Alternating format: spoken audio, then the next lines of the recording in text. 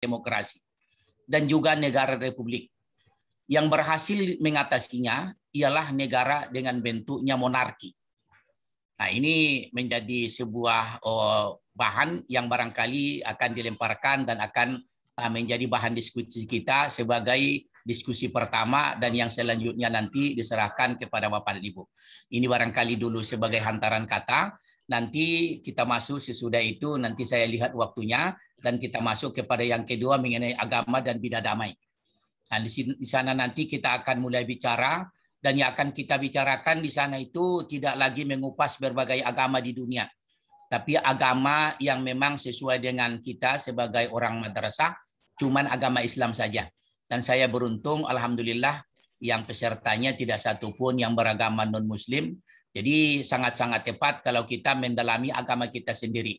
Bagaimana sesungguhnya agama itu sebagai sebuah ajaran yang memang di dalamnya penuh dengan kedamaian, yang memang ajaran yang selalu mengajak untuk menciptakan kedamaian, sebagai sebuah ajaran yang selalu memotivasi umatnya untuk selalu terjadinya kedamaian bersama di tengah-tengah umat, sekalipun di dalam suatu negara yang penuh dengan agama-agama lain ataupun yang diistilahkan dengan multikultural. Dan nanti kita akan membicarakan lagi satu lagi apa sesungguhnya yang kita maksudkan dengan program pemerintah yang sedang hangat-hangatnya itu terhadap sekarang ini di Indonesia, yaitu moderasi beragama. Itu kira-kira Bapak dan Ibu. Dan untuk yang pertama saya sudah dapatkan ini dari Ibu Ketua, khusus untuk kelompok 1, nama-namanya, siapa ketuanya, siapa sekretarisnya sudah ada. Tapi yang lainnya barangkali nanti akan menyusul. Jadi untuk selanjutnya saya berikan kesempatan kepada Ibu Ketua bagaimana mengatur mengenai jalannya diskusi kita ini, sehingga dengan itu nanti kalau bisa umpamanya nanti setiap kelompok itu memberikan tanggapannya, memberikan pendapatnya. Kalau bisa jangan dalam bentuk pertanyaan. Kalau pertanyaan kan bisa saja dijawab. Kita menginginkan bagaimana pemikiran kita pertama dengan wawasan kebangsaan dulu. Sebagai hantaran kata kita membicarakan tentang yang namanya moderasi itu. Itu kira-kira Ibu Alia. Nah, untuk selanjutnya diberikan kesempatan kepada Ibu Alia bagaimana untuk mengatur lalu lintas diskusi kita ini. Demikian dan terima kasih. Wassalamualaikum warahmatullahi wabarakatuh.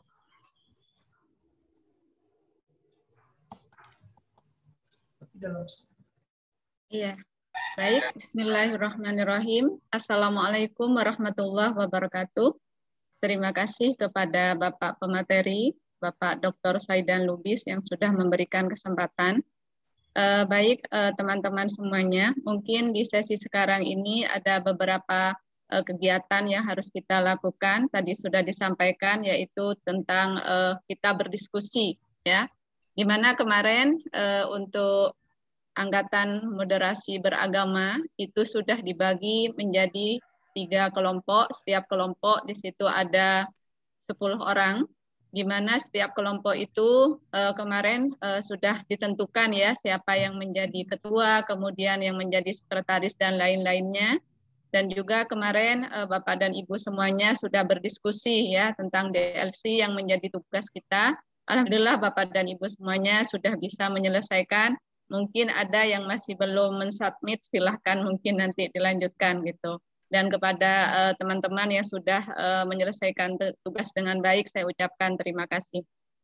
Untuk kesempatan kita sekarang, seperti yang disampaikan oleh Bapak Dokter tadi, kita berdiskusi mengenai tema kita masalah moderasi. Ya, tadi disampaikan untuk moderasi tadi. Yang sukses adalah yang negara yang sistem dengan monarki ya Pak, dan yang lainnya belum sukses masalah untuk mengatasi COVID-19. Tetapi yang akan menjadi bahan diskusi pada kesempatan ini, apakah melanjutkan yang kemarin Pak, atau kita temanya ke multikultural ini Pak? Yang pertama tadi Ibu ya. Nah, bagaimana kira-kira tanggapan dari Bapak dan Ibu yang lain? Kenapa sebuah negara dengan bentuknya republik, dengan bentuknya demokratis atau yang pemerintahannya yang demokrasi, ternyata gagal di dalam menanggulangi COVID itu. Seperti halnya Amerika. Sampai hari ini Bapak Ibu, yang namanya Amerika dan Indonesia itu belum ada kesempatan untuk memasuki tanah suci Mekah. Artinya belum ada kesempatan bagi Indonesia dan juga negara-negara yang demokratis itu untuk melaksanakan ibadah haji tahun ini. Sekalipun kemarin kita dengarkan yang namanya Biden itu sudah menyampaikan bahwa keberhasilannya di 100 hari pertama itu menangani vaksinasi untuk 100 juta. Tetapi itu baru hanya sebatas penanggulangan mengenai bagaimana vaksinasi ini sesuai dengan janjinya di dalam kampanyenya. Yang namanya COVID masih terus juga menyerang. Nah, itu kira-kira Ibu, bagaimana tanggapan kawan-kawan, bagaimana pendapatnya? Nah, ini yang perlu bagi saya sebagai catatan tentang moderasi itu nanti ke depan, karena memang di sini ada nanti kaitannya sampai kepada sebuah negara. Kenapa sebuah negara yang republik, negara yang memang dikuasai oleh seorang presiden gagal dalam hal itu? Bagaimana pula nanti mengenai moderasinya, kan itu kira-kira Ibu. Ya, silakan Ibu. Ya, oke, sudah jelas ya Bapak dan Ibu semuanya sudah mendengarkan tadi untuk tema kita yang akan didiskusikan. Saya beri kesempatan untuk 3 kelompok ya. Kita mulai dulu dari kelompok yang nomor 3. Ya, silakan untuk kelompok 3 menyampaikan apa pendapatnya ya, mengapa negara yang demokratis itu gagal ya, monarki itu mengapa berhasil. Silakan, ada mungkin beberapa pendapat-pendapat atau pandangan-pandangan dari kelompok 3 kepada kelompok 3, disilakan.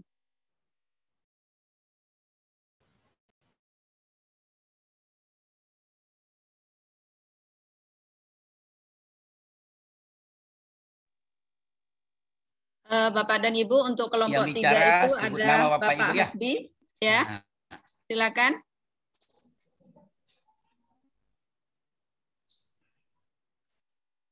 Jadi pendapat Bapak dan Ibu akan terekam ya, terekam di sistem. Jadi mohon disebutkan siapa namanya yang bicara.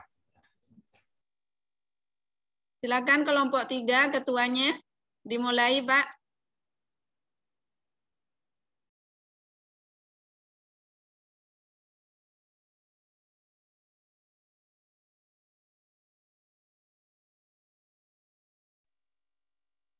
Untuk kelompok 3 ada Pak Hasbi, kemudian ada Bu Mayulis, Bapak Muhammad Munir, Bapak Nasril, Bapak Nawawi, Ibu Nil Hasrati, Ibu Nuralim, Ibu Ulfa, Ibu Yayu, Ibu Zulfiana. Silakan Ibu dari kelompoknya.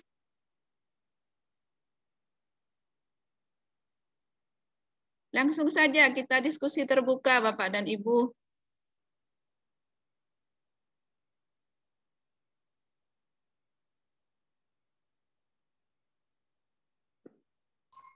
Ketua kelompok 3 Bagaimana kalau siapa kelompok ya, Bu? yang siap dulu Bapak ya? Langsung saja kelompok yang sudah siap dulu Ibu. Ya Bu, silakan diberi kesempatan yang lain dulu Bu, sambil kita menyiapkan dulu. Ya. Atau ada rekan-rekan dari kelompok 3 yang bisa memberikan itu. Baik Pak. Baik Pak, sedikit Pak. Ya, silakan. Saya Mayulis dari MAN 1 Indragiri Hulu, mungkin menduga-duga mungkin ya Bu ya. Bapak, saya juga tidak tahu pasti bahwa negara yang dipimpin secara monarki itu lebih bisa mengentaskan masalah COVID-19 ini. Karena saya mungkin kurang membaca data gitu ya. Nah, tapi mungkin saya menilai sedikit di sini bahwa sistem pemerintahan monarki itu dipimpin oleh seorang raja kalau tidak salah, itu di mana rakyatnya akan patuh dan taat kepada pemerintah. Kalau pemerintah memutuskan sesuatu hal, maka rakyat mesti mengikutinya. Jadi rakyat harus mengikuti komando yang diberikan oleh pemerintah. Maka dengan itu, misalnya tentang pengentasan COVID-19 ini, jika pemerintah memiliki sebuah kebijakan dan diikuti bersama dengan masyarakat, insya Allah dengan cepat itu teratasi. Mungkin itu dari saya mewakili dari kelompok 3. Kasih Bu. Ya, baik. Terima kasih. Untuk selanjutnya mungkin ada beberapa tambahan dari kelompok 3. Silakan. Ya Bu. Ya, silakan Pak. Assalamualaikum warahmatullahi wabarakatuh. Waalaikumsalam warahmatullahi wabarakatuh. Saya dari Kabupaten Pasaman Barat, Bu, dari kelompok 3. Kalau saya melihat apa yang disampaikan oleh Ibu tadi, saya cuma menambahkan bahwa mengapa negara demokrasi itu gagal. Kalau salah satu kita lihat bahwa selalu terabaikan sama dia oleh rakyat, pemerintah. Apa yang terabaikan adalah protokol kesehatan itu sendiri. Nah, sehingga COVID-19 ini selalu ada dia. Salah satu, kalau kita lihat berangkat dari sebuah sekolah, Bu, itu ketika anak mau masuk kita cek. Nah, nanti ketika anak istirahat, ini tidak kita cek lagi. Kita biarkan dia berkumpul, sehingga yang COVID-19 ini selalu ada dia. Nah, hal-hal yang seperti inilah membuat negara itu gagal, saya pikir. Itulah salah satu. Termasuklah di daerah-daerah lain seperti itu juga. Pasar, mal juga begitu dia. Sehingga tidak bisa sebuah pemerintahan itu mengatasi hal-hal yang seperti itu. Nah, kalau seandainya pemerintah ini bekerja sama, sehingga yang monarki ini berhasil, dia dari rakyat yang kecil tuh sampai yang sebesar-besarnya dia memang ikut untuk memutus mata rantai COVID ini, Bapak. Mungkin itu saja tambahan, Bapak. Terima kasih. Assalamualaikum. Ya, bagus. Terima kasih, Pak, atas tambahannya. Ada lagi yang masih mau ditambahkan oleh kelompok 3? Sudah ada 2 orang.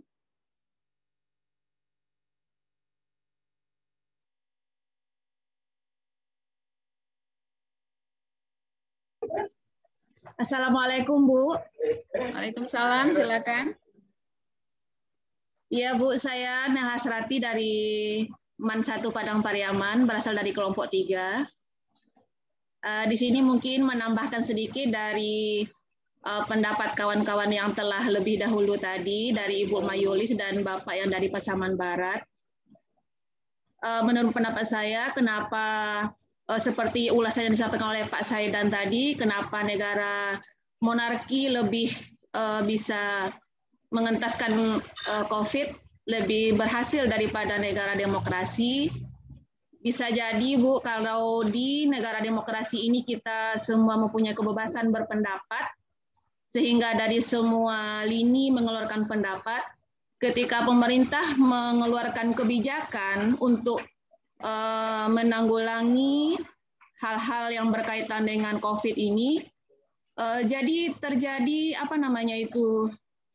perbenturan antara pendapat-pendapat yang kita keluarkan dengan kebijakan-kebijakan yang pemerintah berikan, sehingga kebijakan-kebijakan yang diberikan untuk pengentaskan COVID itu agak terhambat. Jadi menurut pendapat saya mungkin karena memang dari sistem pemerintahan demokrasi itu semua rakyatnya bebas berpendapat, jadi karena itulah mungkin karena banyaknya pendapat-pendapat sehingga mana yang terbaik untuk dijalankan itu bisa mungkin memperlambat dari pengentasan COVID tersebut. Itu dari pendapat saya. Sekian, Assalamualaikum warahmatullahi wabarakatuh. Waalaikumsalam warahmatullahi wabarakatuh. Saya kasih kesempatan satu lagi ya untuk kelompok 3. Silakan. Jadi 4 orang pembicara. Nanti kita lanjutkan kelompok 2. Satu lagi silakan.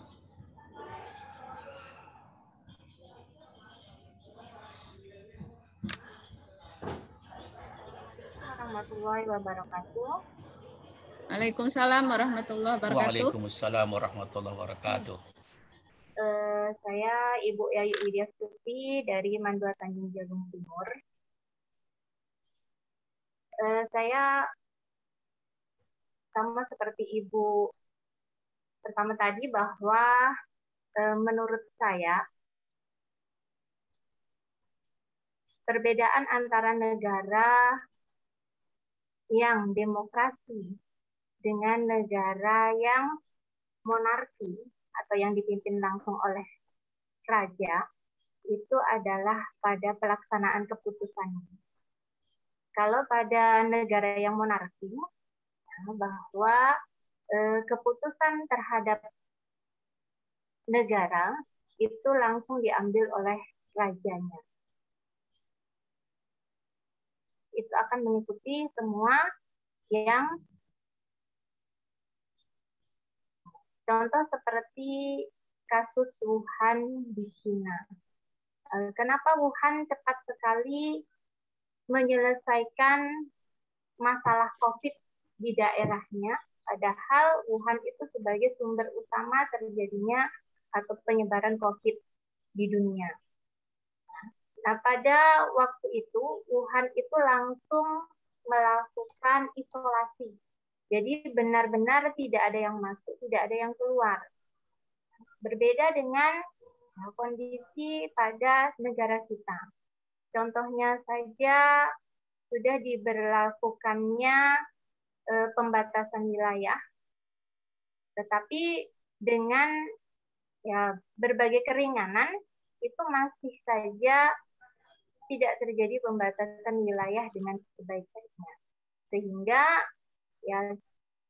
salah satu faktor yang mengakibatkan COVID ini bisa menyebar dengan cepat itu adalah karena adanya kontak langsung, kemudian karena adanya penyebaran langsung dari penderita kepada orang lain dengan cepat. Nah, itu yang pertama. Yang kedua, karena kurangnya kesadaran dari masyarakat yang ada di negara demokratis, karena banyaknya keringanan khususnya pemerintah. Jadi mungkin itu kenapa negara yang demokratis yang mungkin kurang cepat dapat atau menangani wabah yang ada di negara tersebut. Itu menurut saya. Terima kasih. Assalamualaikum warahmatullahi wabarakatuh. Waalaikumsalam warahmatullahi wabarakatuh. Ya, oke, untuk agaknya Bu kelompok Ketua sudah bisa disimpulkan itu tuh. Iya. Ya, jadi baik. kelompok 2 dengan kelompok 1 nanti lain lagi ya Ibu ya. Oke. Oh gitu. Bagaimana bisa enggak Pak. kira-kira disimpulkan? Ya. Dari apa yang disampaikan oleh beberapa peserta tadi, ada 4 peserta ya, bahwa di negara kita, Indonesia ini termasuk yang menggunakan paham yaitu demokratis ya, sehingga penanganan untuk dicontohkan tentang COVID-19 kalau dibandingkan dengan yang monarki yang dipimpin oleh seorang raja, penanganannya itu lebih cepat yang dipimpin oleh raja. Mengapa? Karena raja di situ menjadi pusat penguasa dari semuanya, dan ketegasan seorang raja itu bisa diimplementasikan kepada rakyatnya dan rakyatnya patuh kepada raja. Sementara untuk negara demokratis itu negara yang memberikan kebebasan atau akses yang seluas-luasnya kepada rakyatnya, sehingga apa yang disampaikan oleh pemerintah, rakyatnya itu masih belum patuh 100%, masih abai karena adanya kelonggaran-kelonggaran di dalam menangani suatu masalah. Kemudian juga karena luasnya negara kita juga di Indonesia itu, sehingga menimbulkan beberapa masyarakat yang kurang patuh terhadap prokes ya, protokol kesehatan yang sudah dicanangkan oleh pemerintah. Kemudian berikutnya lagi, pemerintah kurang tegas untuk yang demokratis dalam hal memberikan keputusan, yaitu masalah lockdown ya. Kalau negara lain itu langsung lockdown, untuk negara kita ini tidak berani lockdown karena itu mungkin berhubungan dengan masalah ekonomi. Sehingga itulah mengapa di negara yang menganut monarki itu lebih cepat penanganan dalam menangani suatu masalah dibanding negara yang demokratis. Mungkin itu Pak, sementara kesimpulannya. Terima kasih. Assalamualaikum warahmatullahi wabarakatuh.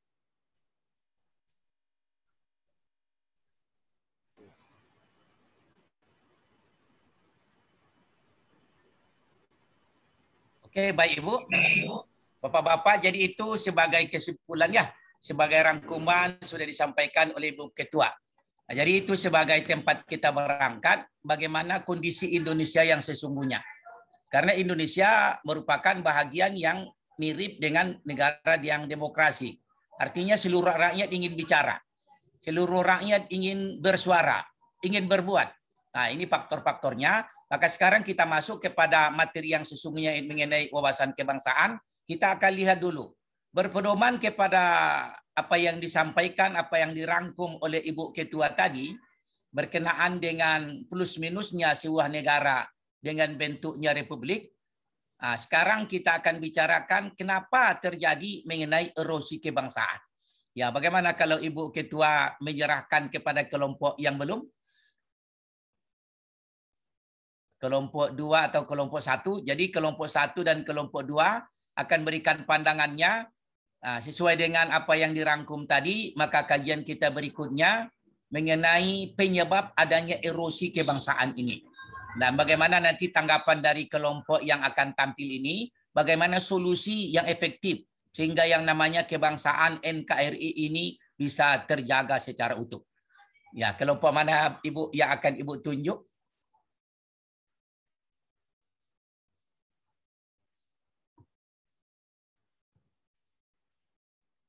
Ya, baik. Terima Jadi kasih. langsung kelompok berikutnya, Bu ya. Jadi Ibu sekarang sudah memberikan ya. Ya, Pak. Kita lanjutkan diskusi yang menarik ya untuk Bapak dan Ibu semuanya pada kesempatan siang ini. Kita lanjutkan sesi yang kedua dengan tema penyebab erosi kebangsaan. Apakah yang menyebabkan erosi kebangsaan ini? Silakan pandangan dari kelompok 2. Kepada kelompok 2 disilakan.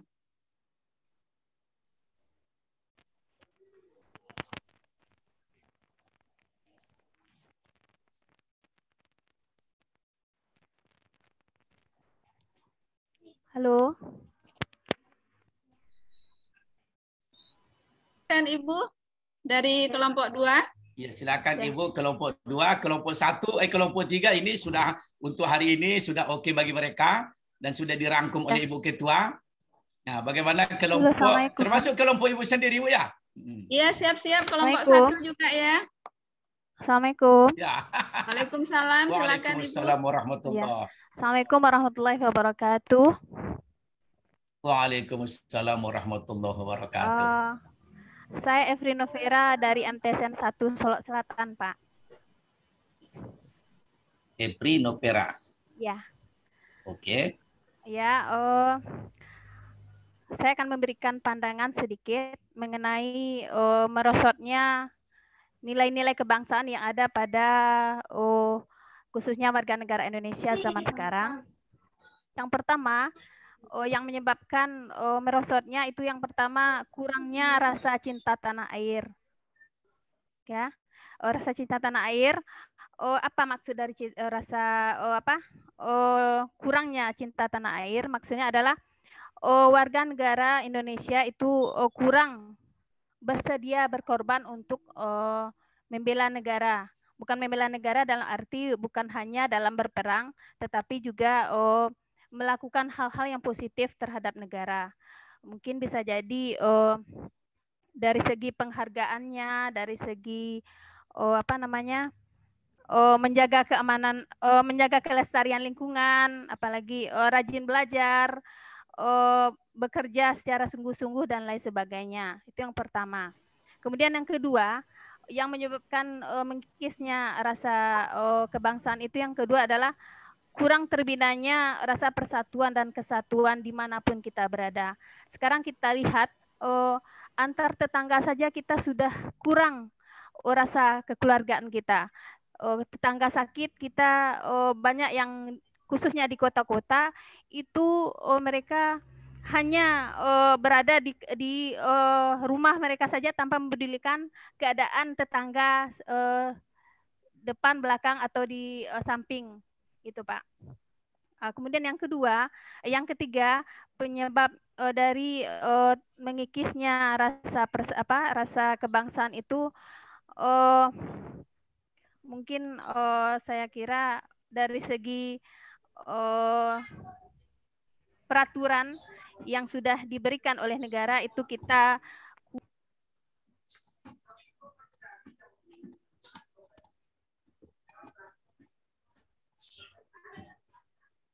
Ya, suara Ibu ter-unmute itu, Bu.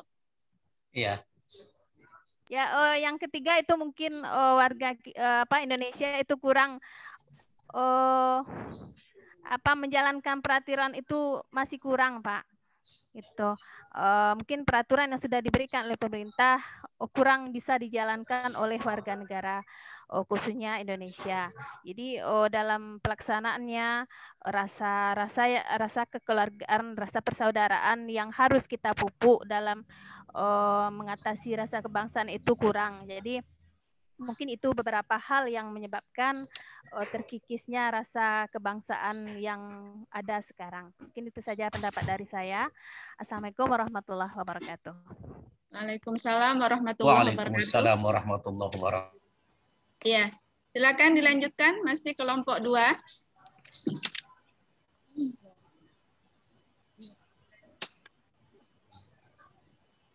Atau langsung juga dari kelompok 1 bisa ya, Pak? Silakan kelompok 2. Sama.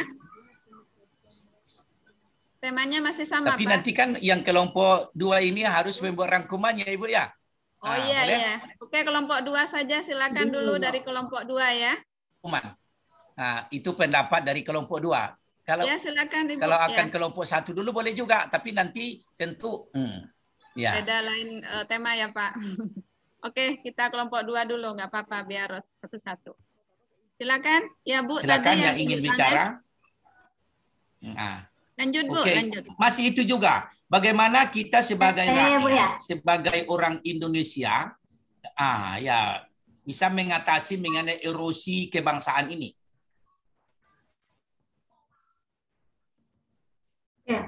Terima kasih atas kesempatannya. Perkenalkan, nama saya Era Susanti, berasal dari MTSN 4 Agam. Menyoal masalah erosi kebangsaan akhir-akhir ini. Ibu Era Susanti masih kelompok 2, Ibu? Iya, saya kelompok 2. Oke, silakan Ibu. Masalah erosi kebangsaan ini adalah karena faktor eksternal dan internal. Faktor internalnya mungkin karena karakter dari bangsa Indonesia ini telah mengalami pergeseran yang luar biasa, misalnya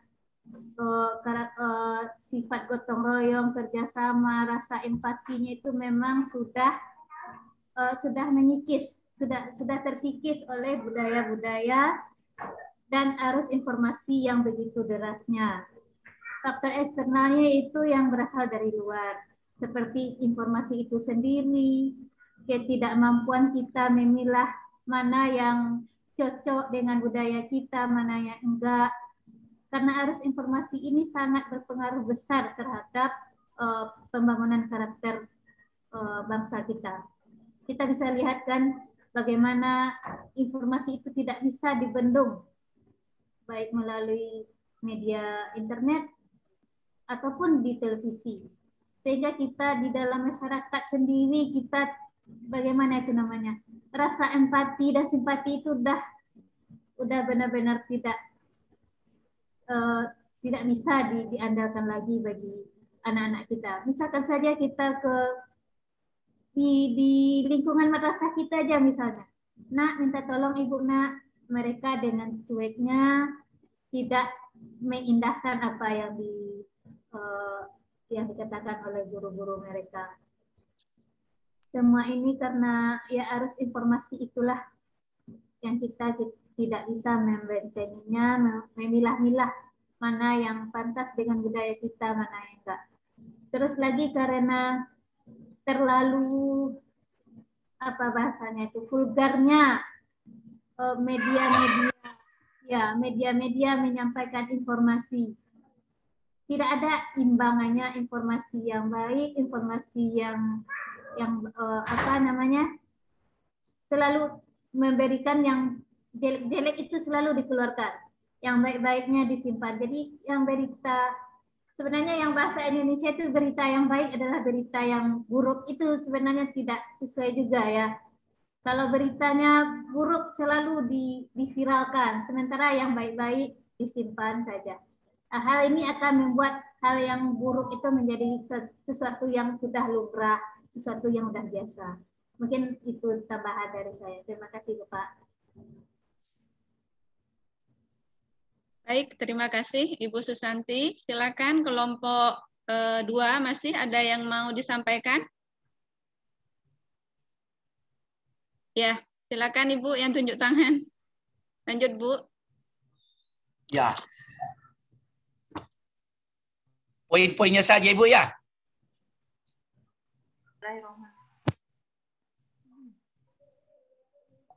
Suara Ibu tidak kedengaran. Ya, nggak kedengaran Ibu suaranya.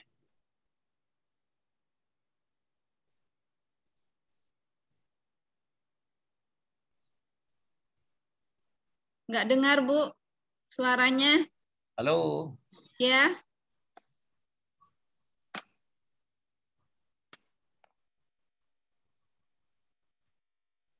Atau apa Ibu, ter-unmute atau apa ya Bu? Suaranya kami nggak bisa mendengar dengan baik Bu, suaranya. Ya, yang bicara itu siapa namanya tadi Bu?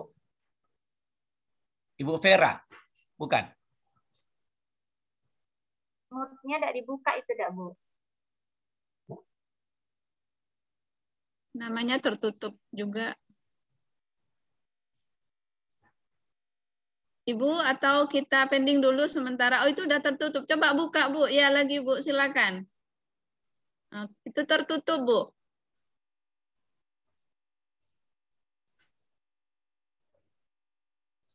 Iya, foto-fotonya tertutup ini.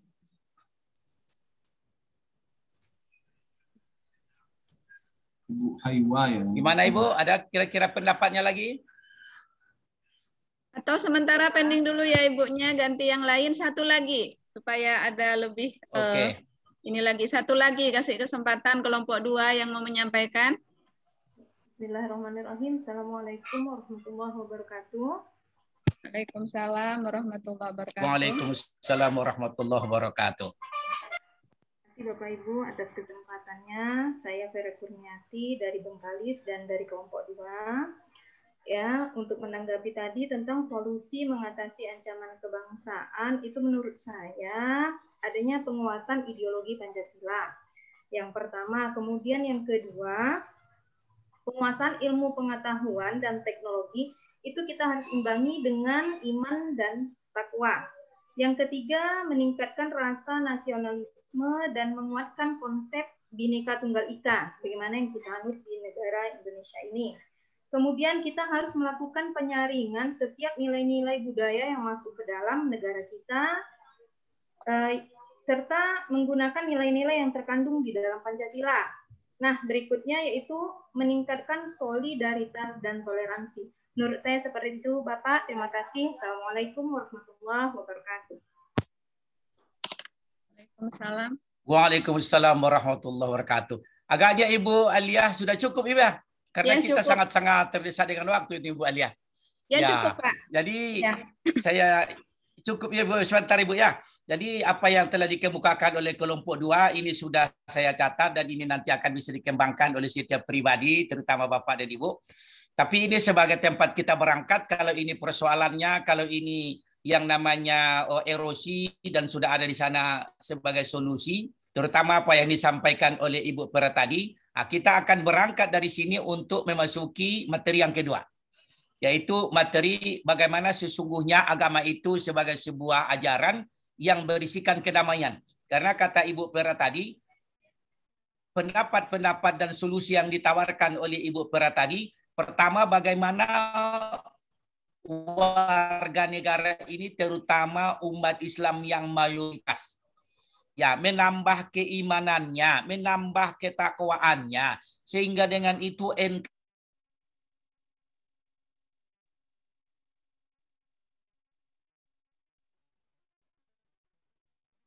materi yang kedua, yaitu sesungguhnya agama itu sendiri identik dengan apa yang dibicarakan dan apa yang disampaikan oleh Ibu Vera ini sebagai sebuah solusi. Dengan itu nanti kita akan mengadakan bela negara ini melalui pendekatan keagamaan, bagaimana agama itu sesungguhnya mencintai kedamaian dan juga mewujudkan kedamaian itu sendiri. Dan ini untuk kelompok 1, Ibu. Silakan Ibu tunjuk siapa yang akan bicara.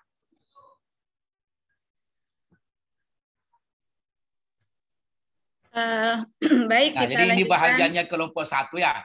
Ya. Baik, kita lanjutkan Bapak dan Ibu untuk diskusi sesi yang ketiga ya, untuk kelompok 1 ya. Berbahagialah kelompok 1 ya. Temanya tentang ajaran agama yang bisa membawa kedamaian bagi kita semuanya, bahwa ajarannya itu memang benar-benar ajaran yang benar gitu. Silakan Bapak dan Ibu untuk kelompok 1 memberikan pandangan-pandangannya. Silakan dimulai dari siapa dulu?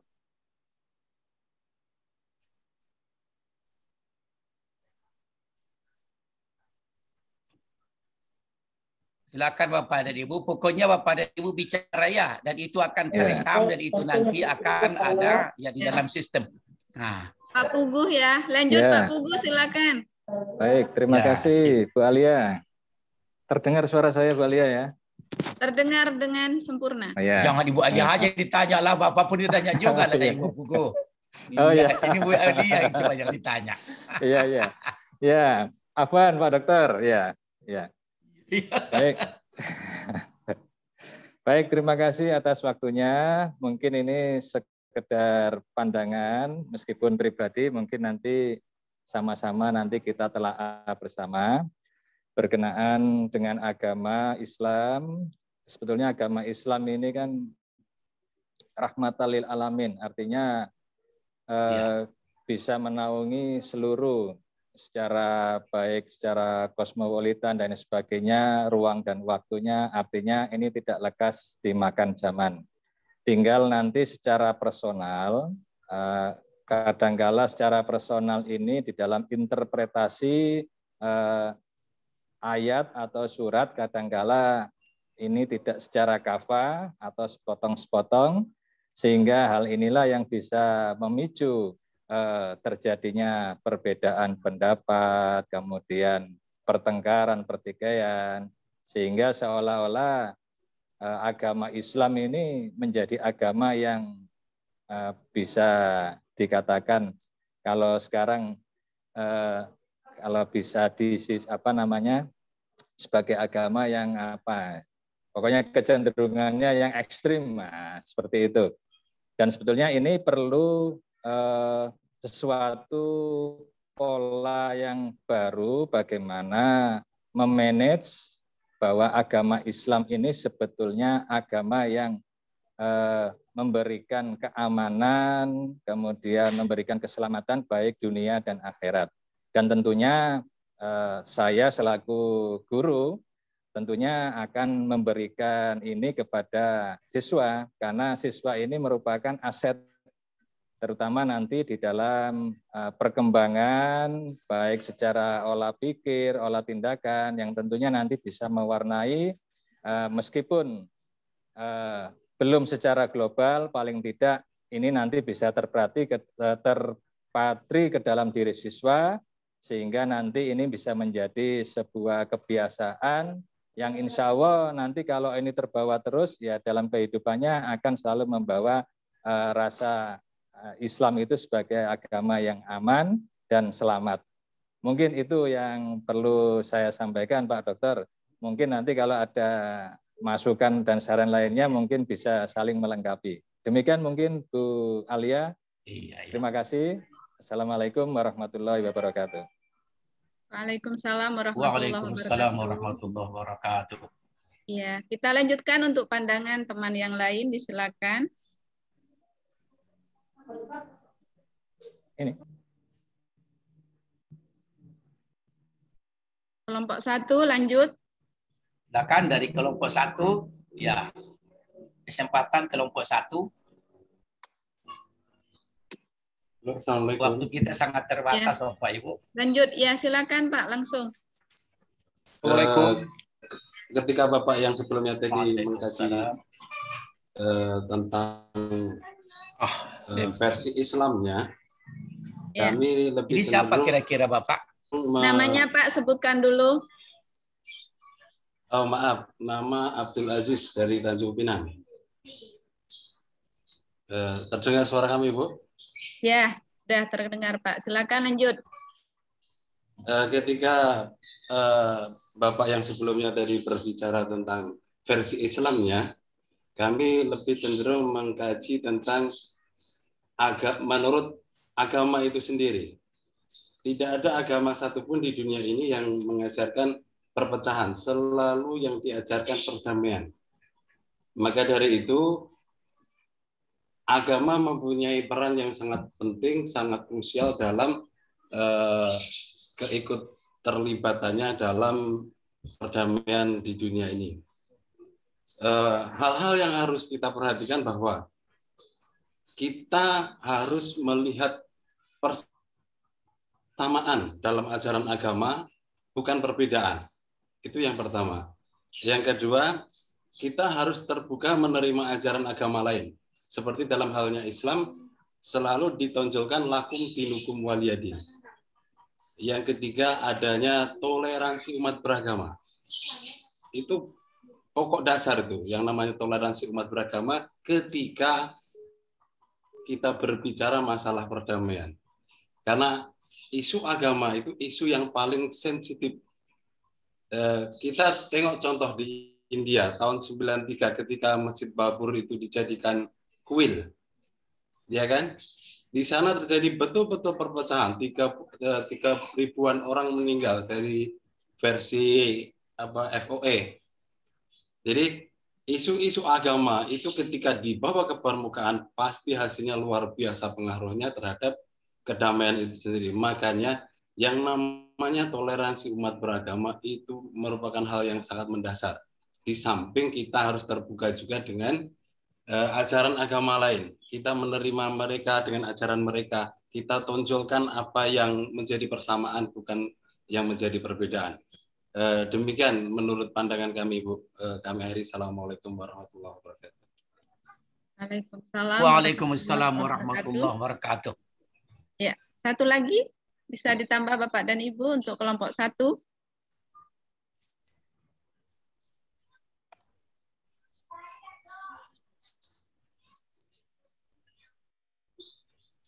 Lanjut, silakan. Ya, silakan dari yang lain Bapak Ibu. Dari kelompok 1.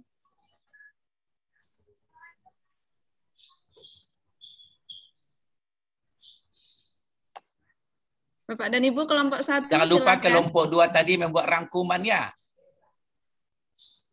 Ya, Pak. Oke, silakan kelompok 1.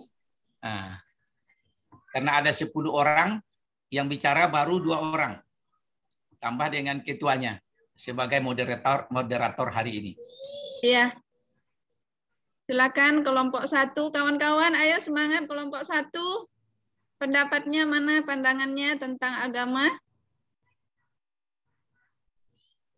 sebagai ajaran yang rahmatan lil alamin. Ayo Bapak dan Ibu kelompok 1.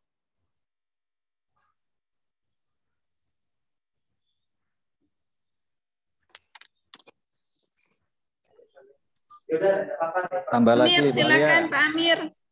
Pak Amir, Tambah silakan. lagi, Pak Dokter. Nambah lagi bisa, Bu Alia. Ada lagi yang lain ya, Pak?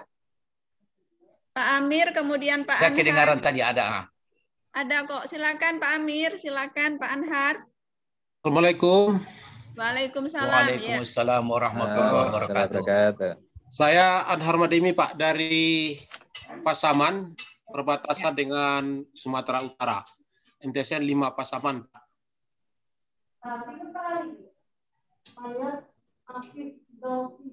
Bisa terdengar, Bu? Lanjut, Pak. Begini, Bu, sebagaimana kita bersama bahwa agama Islam itu adalah agama yang sempurna. Sudah. Agama yang sempurna. Bisa, Bu, lanjut, Bu? Iya, lanjut. Lanjut, Pak. Lanjut, silakan. Terima kasih, Pak, Bu. Nah, sebagaimana kita ketahui, Bu, bahwa agama Islam itu adalah agama yang sempurna, yang mengatur dari seluruh sisi kehidupan kita sebagai seorang Islam. baik apakah kita itu secara pribadi atau barangkali hidup kita dalam keluarga dan masyarakat. Menurut saya begini, Bu, di mana kita lihat sekarang ini, kedamaian barangkali itu kurang dapat didapatkan dalam kehidupan kita, apalagi dalam masa COVID ini, Bu, di mana mental kita sebagai umat Islam itu telah dipengaruhi oleh penyakit-penyakit yang sifatnya merusak daripada kehidupan kita, Bu.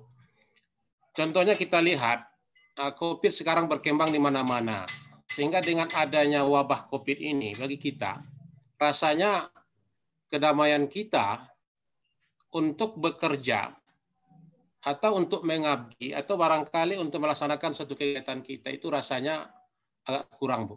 Maka oleh karena itu memang agama kita menyatakan bahwa agama kita itu adalah memang nasihat bagi kita, dinun nasihat. Artinya memberikan nasihat pada kita bagaimana kedamaian itu bisa tercapai dalam kehidupan kita secara bermasyarakat. Nah, kalau kita kaitkan tadi dengan di madrasah, Bu, atau di sekolah, barangkali juga dengan memakai aturan-aturan yang ada, tetapi sebagian kita kadang-kadang tidak mematuhi aturan-aturan yang ada. Atau anak-anak kita juga seperti itu, Bu. Jadi oleh karena itu, memang agama kita ini agama untuk menciptakan kedamaian di antara kita, baik kedamaian itu di dalam masyarakat kita secara luas, apalagi dalam kehidupan kita di madrasah atau di sekolah kita. Itu mungkin sementara tanggapan saya, Bu. Terima kasih. Ya, baik. Terima kasih. Sudah cukup, Pak? Ya, sudah cukup, Bu. Sementara. Bapak Saidan, bagaimana? Sudah cukup, Oke, Pak? terima kasih dulu, Bu, ya. Atau... Jadi kalau umpamanya tidak ada lagi yang akan ingin bicara dari kelompok satu, ya tentu kita cukupkan, Ibu. Tapi kalau masih ada yang Pak ingin berbicara, ingin memberikan pandangannya, gitu. Nah, kita kan ini memberikan motivasi kepada kawan-kawan, sehingga yang selama ini tidak mau bicara, hari ini dia bicara. Karena memang kita tidak tatap muka secara langsung. Iya, kita diberikan sharing. Kesempatan kepada yang lain, gitu. Bagaimana kira-kira tanggapannya? Setuju enggak? Sebab nanti ini muaranya kepada moderasi itu, gitu. Jadi kita akan berangkat dulu bagaimana sesungguhnya kalaulah dianggap agama itu sebagai sumber kedamaian, ternyata bagi umat yang beragama itu sendiri kurang damai, ya kan gitu. Ini yang disampaikan oleh Bapak Abdul Aziz tadi, beberapa poin-poin di sana. Nah, jadi sebelumnya Ibu ya, jadi sambil kita menunggu bagaimana respon yang lain, kelompok 2 yang belum memberikan rangkumannya, dan juga kelompok 1 ya yang dipimpin oleh Ibu Ibu Alia sendiri, ini nanti dimohon memberikan rangkumannya ya, sehingga nanti bisa dikembangkan oleh kawan yang lain dari kelompok-kelompok lain. Sebelum kita memasuki materi yang berikutnya. Dimohon dari kelompok 2 yang belum merangkum dan juga kelompok 1 yang belum merangkum pendapat-pendapat ini, sehingga menjadi sebuah rangkuman atau kesimpulan dari materi kita terkait dengan apa yang disampaikan tadi.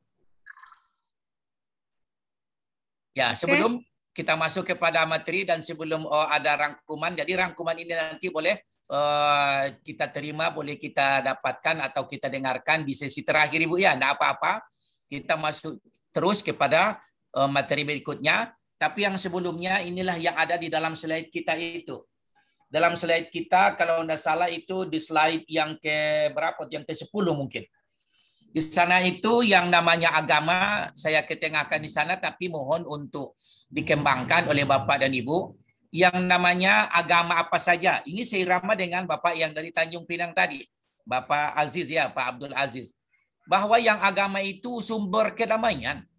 Sesuai dengan yang namanya Tuhan itu Rabbun. Rabbun itu artinya sumber. Maka diistilahkan dengan Rubbaniyatul Masdar. Di sana saya kaji sedikit secara epistemologi.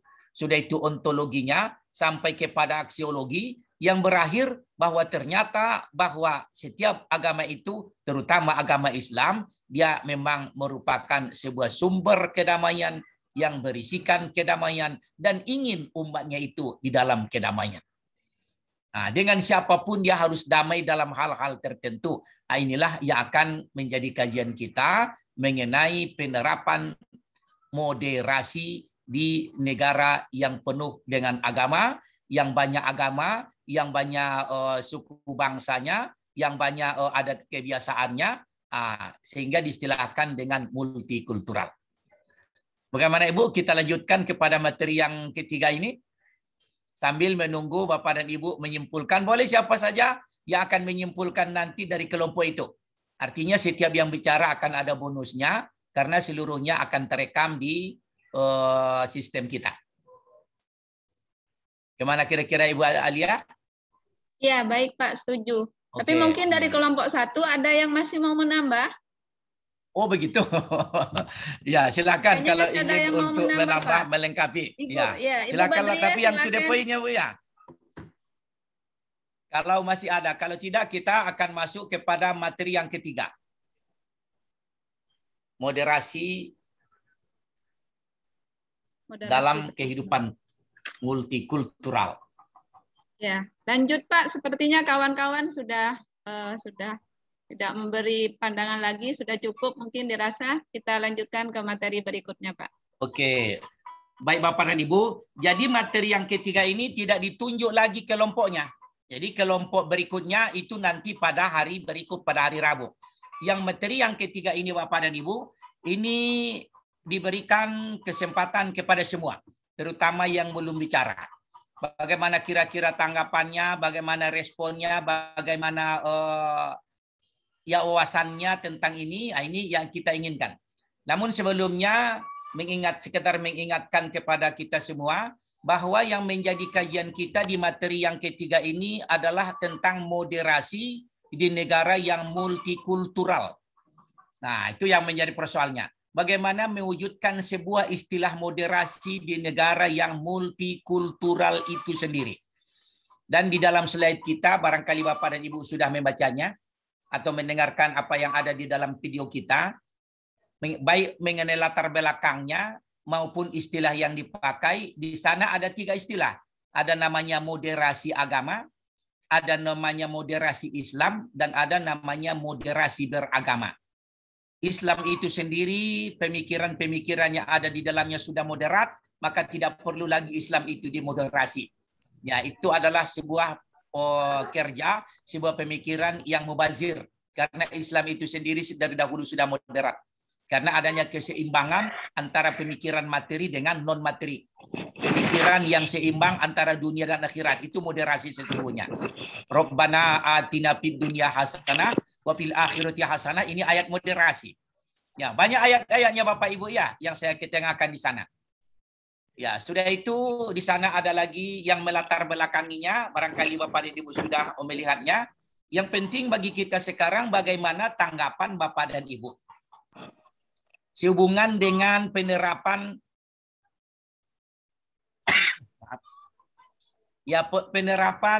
program pemerintah mengatasi yang namanya ketidakdamaian itu. Itu tadi ya. Jadi ketidakdamaian itu sesungguhnya ada di tengah-tengah masyarakat, sementara bangsa Indonesia ini adalah umat yang beragama. Nah, ini yang menjadi patokan kita, ini yang menjadi kajian kita. Bagaimana kira-kira pendapat Bapak dan Ibu terkait dengan moderasi beragama yang merupakan sebuah program unggulan di Kementerian Agama. Silakan Bapak dan Ibu beri pendapat. Ya, bagi yang belum bicara kita utamakan itu. Dan ini tidak ada yang menjadi moderatornya, tapi langsung saja. Silakan Bapak dan Ibu berikan komentarnya, berikan pendapatnya, sehingga apa yang ada di dalam slide kita itu semakin berkembang. Silakan Bapak Ibu.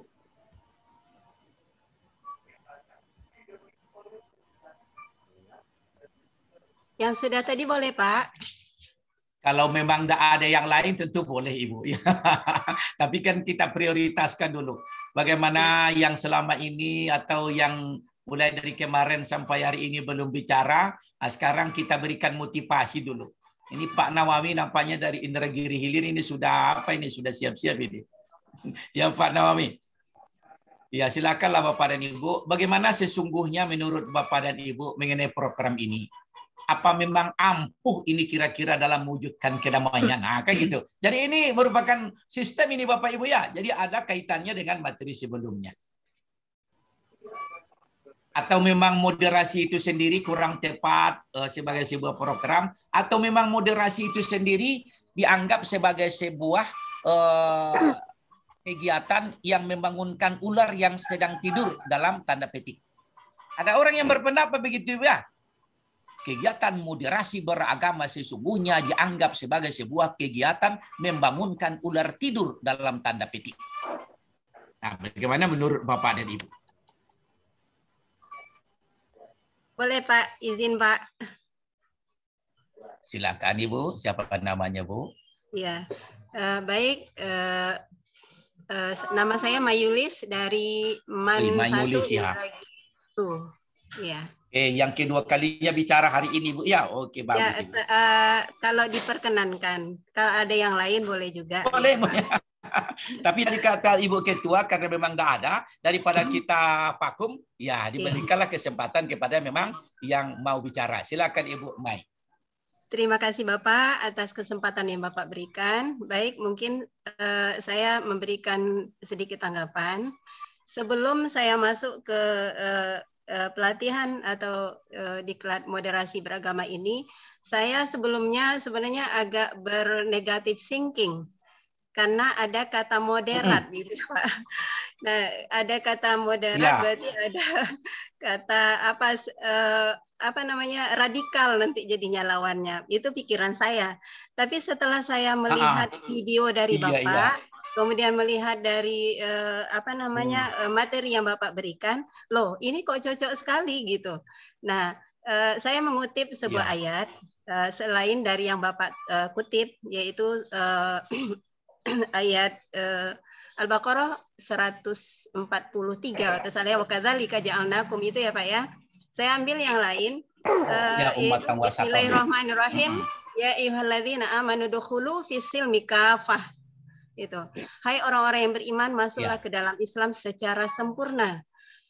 Di sini saya ngambil kesimpulan jika seseorang yang beragama tidak mengetahui tentang agamanya secara benar atau dia tidak masuk ke dalam sebuah agama dengan benar atau seorang muslim dia tidak betul-betul menjadi seorang muslim, tidak mempelajari dengan benar, maka dia akan salah langkah, salah apa namanya? Salah dalam berpikir, dalam paham, iya. Nanti akan mengakibatkan persenggolan-persenggolan dengan yang lain. Atau ada istilahnya nanti apakah yang dinama dengan radikal atau apa gitu. Nah, akan terjadi hal yang seperti itu. Padahal ketika kita memahami Islam itu dengan benar, itu subhanallah. Di dalam Al-Quran itu memang sangat tercakup sekali semuanya di situ. Bagaimana kita, atau kita ambil istilah sebagai ideologi negara kita Pancasila. Nah, kalau kita ambil Pancasila, nilai-nilai dari Pancasila itu semuanya justru terkandung di dalam Al-Quran semuanya. Apakah itu yang pertama, apalagi yang ketiga persatuan Indonesia. Nah, di dalam ayat sudah disebutkan bahwa Allah menciptakan manusia itu sebagai umat yang satu misalnya. Nah, itu mencerminkan persatuan Indonesia. Nah, bagaimana kita toleransi la ikroha fiddin misalnya. Nah, banyak sekali. Jadi artinya apa? Untuk menjadi seseorang yang apa namanya? Yang moderat, cukup dia menjadi seorang yang agamis menurut saya. Cukup dia menjadi seorang yang memiliki iman dan takwa yang kuat gitu. Jadi tidak akan ada persenggolan dengan yang lain atau tidak akan mengganggu yang lain. Oke. Mungkin itu Pak. Terima kasih. Oke, cukup barangkali Bu ya. Biar kita bagi dengan yang lain. Iya Pak. Iya Pak. Oke, terima kasih Ibu Mayulis, sudah banyak poin-poinnya. Silakan Bapak yang lain lagi. Kali ini dari Ibu. Jadi Ibu Bapak. Nah, nanti ke Ibu lagi. Ada kira-kira poin-poin pemikiran dari Bapak dan Ibu terkait dengan moderasi ini? Assalamualaikum Pak. Apalagi Assalamualaikum warahmatullahi wabarakatuh. Waalaikumsalam warahmatullahi wabarakatuh. Siapa Bapak? Ini saya M. Hasbi dari MAN 1 Kerinci Pak. M. Hasbi Pak. Jadi memang dari tadi. Iya M. Hasbi. Ya silakan ya. Bapak. Saya tadi tidak berani masuk karena memang yang Pak.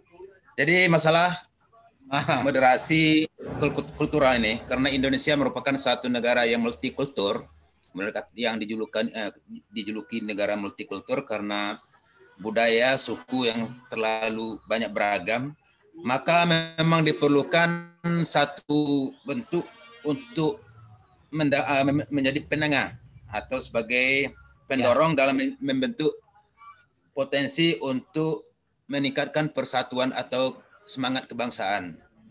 Karena dengan multikultural ini bisa saja kalau memang salah nanti diartikan, salah pemahaman bisa menjadi ancaman untuk persatuan negara. Jadi untuk itu mungkin diperlukan suatu fondasi atau pemahaman yang kuat bagi anggota masyarakat untuk menghindari terjadinya konflik itu. Maka agama merupakan satu fondasi yang kuat, bisa menumbuhkan, kemudian diberikan aturan yang lebih modern, sehingga bisa diterima oleh seluruh masyarakat. Nah, jadi diperlukan hal-hal yang demikian, sehingga nanti diharapkan nanti dengan adanya pemahaman yang bersama dari berbagai kultur tadi, mudah-mudahan semangat kebangsaan akan terus tumbuh, kemudian tidak ada gangguan-gangguan yang bisa merusak atau mengurangi semangat ini. Nah, mungkin itu dulu Pak. Terima kasih karena mungkin gangguan kalau ada suara yang tidak bagus terdengar. Mohon maaf. Wassalamualaikum warahmatullahi wabarakatuh. Waalaikumsalam warahmatullahi wabarakatuh. Makasih Bapak M. Hasbi. Ya silakan yang lain. Kalau masih ada. Boleh, ya silakan. Pak. Boleh Ibu. Ya Ibu, ini Ibu Alia yang akan bicara. Silakan Ibu Alia. Ya, terima kasih. Menurut pendapat saya, di sini moderasi di negara multikultural. Kalau berbicara Indonesia itu masyarakatnya majemuk, otomatis di dalamnya berbagai suku, bangsa, agama yang beragam. Oleh sebab itu, untuk menyatukan umat yang beragam ini perlu adanya moderasi beragama. Moderasi beragama ini perlu kita galakkan bersama, perlu kita pahamkan bersama kepada seluruh umat beragama agar kita di dalam multikultural yang majemuk ini bisa hidup rukun dan damai. Caranya seperti apa? Kita sebagai orang Muslim, kita juga harus memiliki sifat yang toleran, ya, jangan sampai intoleran. Dan moderat ini artinya cara beragamanya yang kita moderatkan. Bagaimana pemeluk agama itu sehingga tidak ekstrim gitu ya. Artinya berada di tengah-tengah, tidak condong ke kanan, tidak condong ke kiri. Sehingga dengan model seperti itu moderasi ini dapat diterapkan dengan baik di Indonesia. Karena sangat ekstrim sekali kalau berbicara tentang agama Pak, ini menyebabkan banyak konflik-konflik ya yang disebabkan oleh disulut dengan agama. Ini akan memicu pertengkaran, akan memicu ketidakdamaian di negara manapun gitu ya kalau sudah disulut dengan agama. Dengan adanya moderasi inilah akan menimbulkan beberapa pemahaman-pemahaman bahwa sebenarnya agama itu merupakan ajaran yang rahmatan lil alamin, terutama berada yang di negara yang multikultural tadi. Jadi moderasi beragama ini sebagai perekat antara sesama beragama dengan komitmen berbangsa dan bernegara. Yang kedua, sebagai sarana untuk mewujudkan kemaslahatan kehidupan beragama, berbangsa, sehingga di dalamnya itu terbentuklah masyarakat yang rukun dan damai dengan adanya moderasi beragama. Itu Pak tambahan dari saya. Terima kasih. Assalamualaikum. Oke, makasih Bu. Waalaikumsalam warahmatullahi wabarakatuh. Masih ada Bapak Ibu yang lain? Ya, nampaknya untuk hari ini nggak ada lagi yang akan memberikan tanggapannya, nggak ada lagi yang ingin memberikan pendapat. Baik Bapak dan Ibu, jadi alhamdulillah ketiga materinya sudah bisa didiskusikan, sudah saya dengarkan bagaimana pandangan dari Bapak dan Ibu. Kita sebenarnya yang agak menukik materi kita ini materi yang moderasi di dalam kehidupan kultural ini. Kalau yang tadi itu sebenarnya itu hanya sekedar sebagai hantaran kata menyampaikan kepada materi yang sangat krusial mengenai moderasi itu sendiri. Jadi apa yang disampaikan oleh Ibu Mayulis, Bapak M. Hasbi dan Bapak Aliyah, Ibu Aliyah ini, mudah-mudahan Bapak dan Ibu yang lainnya bisa mendengarkannya dan bisa mengembangkannya. Saya menggarisbawahi apa yang disampaikan oleh Ibu Mayulis tadi. Ya, kalau pada mulanya kata beliau, saya ini adalah orang yang punya pandangan negatif dengan program ini, kata beliau. Sama Ibu, saya pun begitu dulu. Di waktu saya dipanggil ke Jakarta untuk mengikuti TOT ini, saya sangat-sangat tidak setuju di waktu itu. Bahkan terlalu banyak barangkali saya bertanya waktu itu. Ya, saya bilang bahwa program ini seakan-akan termasuk istilahnya membangunkan ular yang tidur, begitu saya bilang. Nah, dengan itu sampai saya ini 2 kali dipanggil ke Jakarta untuk TOT moderasi ini. Ya, waktu itu langsung dengan Pak Lukman Hakim malah sebagai penggagas program moderasi ini. Tapi seperti yang disampaikan, ternyata kalau kita sudah mendalami apa sesungguhnya arti moderasi dan apa kira-kira yang diinginkan dari moderasi itu sendiri, rupanya menenteramkan hati kita. Nah, kepada yang lainnya, peserta-peserta yang lain pun pada mulanya banyak tuh pertanyaan ke saya. Ya, pertanyaan yang menyudutkan pemerintah lah, pertanyaan yang menganggap moderasi sebagai sebuah program yang mubazir lah, dan lain sebagainya. Tapi yang jelas apa yang disampaikan oleh Ibu Mayulis tadi, ini sebagai penguatannya. Ini kalau didengarkan oleh Bapak Menteri, mantan Menteri yang kemarin, Bapak Fakhrul Rozi, bisa-bisa Ibu Mayulis ini dipanggil ke Jakarta ini untuk mengikuti diklat moderasi itu. Karena sudah memberikan penguatan ya Ibu ya. Oke. Begitu juga dengan Pak Hasbi tadi. Jadi ini kata beliau, perlu pemahaman yang benar terhadap agama itu Bapak Ibu. Jadi Bapak Ibu kalau umpamanya nanti diseminasi akan menyampaikan materi ini kepada kawan-kawan karena memang tugas dari Bapak dan Ibu menyampaikannya kepada guru-guru, maka di situ nanti harus disampaikan. Yang namanya moderasi ini tidak seperti yang dibayangkan oleh segelintir orang yang memiliki pandangan sempit terhadap makna moderasi. Bukan memodernkan agama, bukan itu maksudnya. Tetapi sesungguhnya bagaimana seorang yang beragama itu dia moderat, dia tawazun. Nah, itulah yang kita istilahkan. Berada pada posisi tengah, tidak ekstrim, tidak mengurang-urangi agama, dan tidak menambah-nambahi perintah. Nah, berarti berada pada posisi tengah. Nah, ini yang kita maksudkan. Kalau istilahnya Yusuf Al-Qardawi, yanzilu bainal iproti wa tabrid, kan itu tuh. Yanzilu bainal iproti wa tabrid. Jadi terima kasih Bapak M. Hasbi.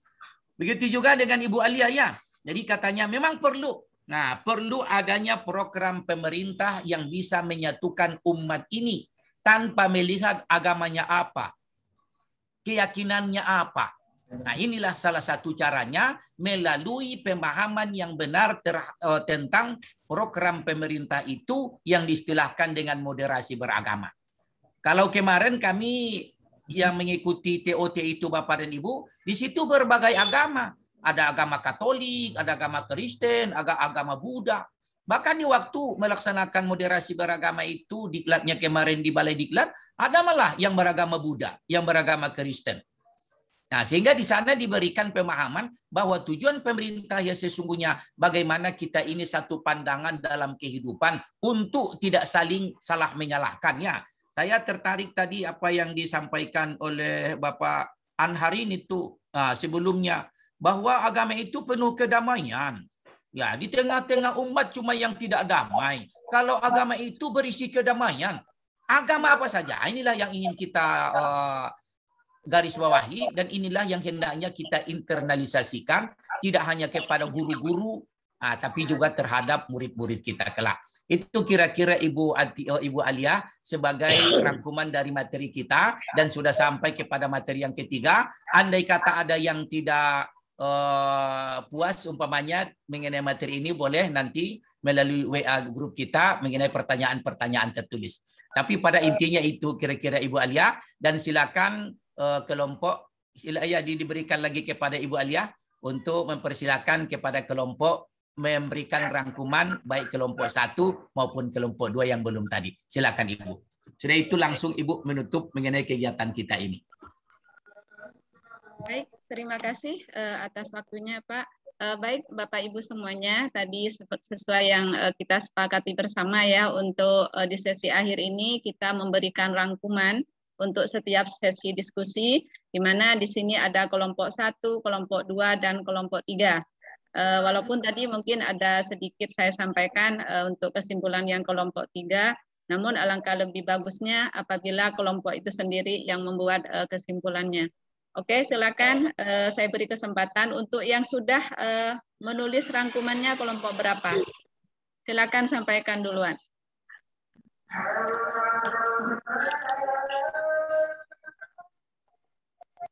Untuk kelompok 3 tadi adalah erosi kebangsaan ya, penyebab erosi kebangsaan. Silakan kelompok 3.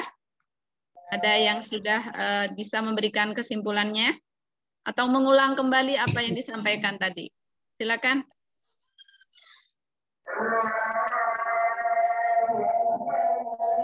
Dulu Ibu. Ya, boleh kelompok 1, boleh kelompok 2. Yang duluan boleh, silakan. Kelompok berapa dulu? Tadi Pak, yang mau bicara kelompok berapa dulu? Ibu Badriah ya, silakan Bu.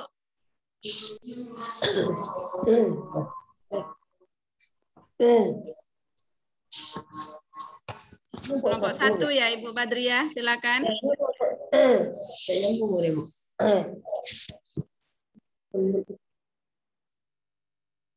Kok hilang ya ibunya? Atau kelompok yang lain dulu silakan, kelompok 2, kelompok 3. Simpulan sedikit saja Bapak dan Ibu, tak usah terlalu banyak-banyak banget. Silakan.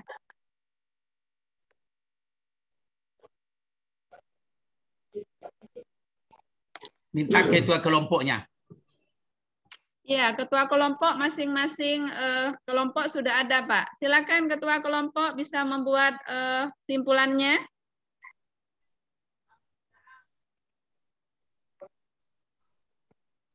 Kelompok 1, kelompok 2, kelompok 3, silakan yang ya.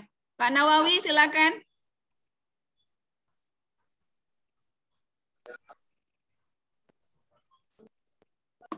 Sunyi semua ini. Ada apa ini? Ya. Bapak dan Ibu.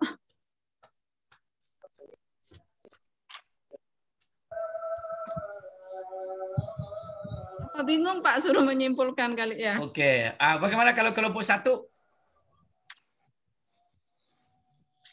Ya, kelompok 1.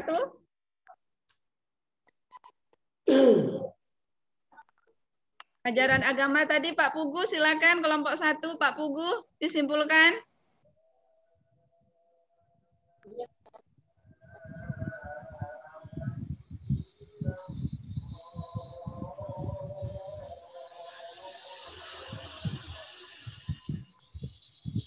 Karena internet yang lelet barangkali Ibu. Pugu. Gini aja Bu, kalau umpamanya belum bisa disimpulkan secara lisan hari ini, biar kita tunggu nanti secara tertulis Ibu ya. Ya barangkali bisa begitu sehingga kita bisa mengakhiri kegiatan kita untuk hari ini. Gimana kira-kira Bu? Dikirim di ini Pak, dikirim di mana? Ya boleh di WA pun jadi atau melalui portal pun boleh.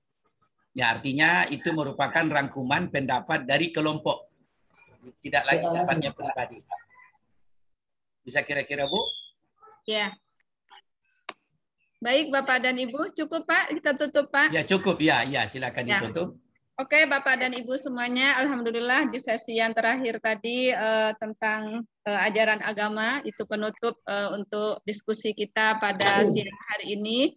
Alhamdulillah semua dapat berjalan dengan baik untuk diskusi dan materi pada kesempatan ini.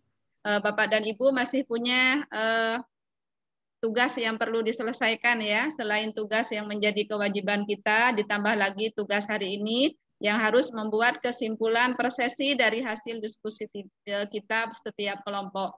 Kelompok 1, kelompok 2, dan kelompok 3 silakan membuat simpulannya nanti dikirim ke portal masing-masing ya sesuai kelompoknya. Baik Bapak dan Ibu semuanya, untuk kesempatan hari ini cukup diskusi kita dan pertemuan kita. Marilah kita sama-sama mengucapkan hamdalah. Walhamdulillahirrahmanirrahim. Demikian, terima kasih sekali lagi kepada Bapak Saidan yang sudah memimpin acara kita dan menjadi pemateri kita yang luar biasa pada kesempatan siang ini.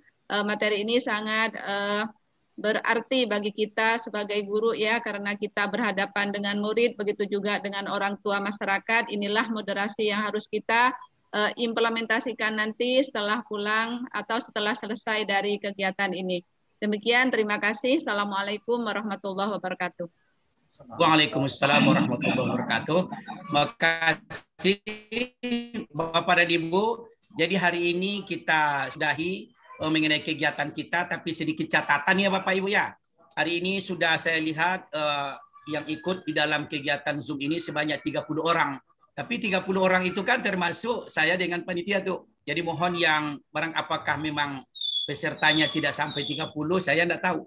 Ya, tapi yang tertulis di sini itu jumlah partisipan kelihatannya cuma 30 orang. Itu yang pertama. Yang kedua Bapak dan Ibu, mohon tidak hanya sekedar nama, tetapi memang nampak wajahnya. Ya, karena nanti akan direkam oleh sistem. Kehadiran itu tidak lagi seperti tatap muka, yaitu dengan adanya absen. Di sini enggak. Wajah kita ini direkam oleh sistem. Nah, itu yang kedua.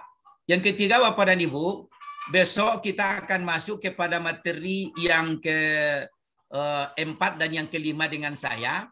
Ini dimohon yang akan menjadi moderatornya tentu seizin dari Ibu Ketua, tentu sekretaris atau wakil ketua lagi besok.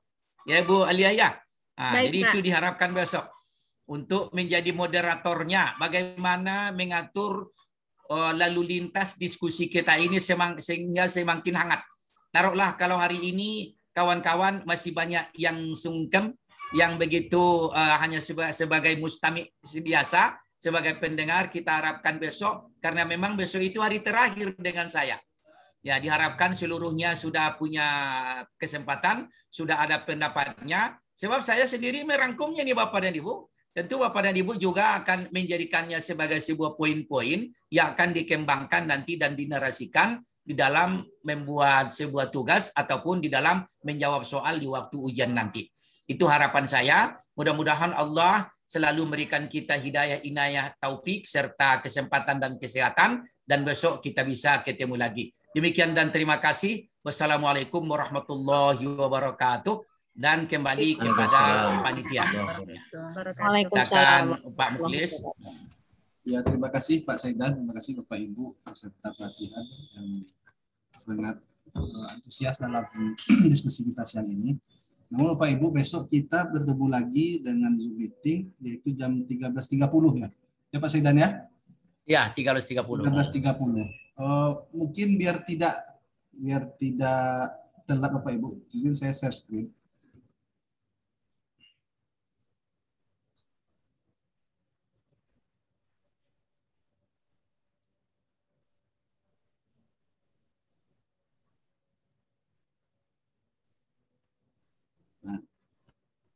Jadi besok kita Zoom meetingnya yang ini ya Pak Ibu ya, di materi radikalisme agama dan tantangan kebangsaan, itu jam 1 sudah bisa masuk ke room.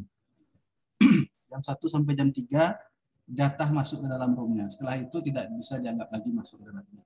Pastikan materinya di radikalisme ini Bapak Ibu, radikalisme agama dan tantangan kebangsaan. Sudah saya tandai warna hijau, di highlight. Jadi jangan masuk lagi di sini, di sinkronus moderasi beragama dan multikultural. Nanti salah pencet Bapak Ibu. Nggak masuk dia ke dalam. Oke Bapak Ibu ya. Terima kasih. kita akhiri kegiatan kita ini dengan sama-sama membaca hamdalah. Alhamdulillahirabbil alamin. Alhamdulillah. Kami akhiri bila taufiq wal hidayah. Assalamualaikum warahmatullahi wabarakatuh. Waalaikumsalam. Waalaikumsalam warahmatullahi wabarakatuh.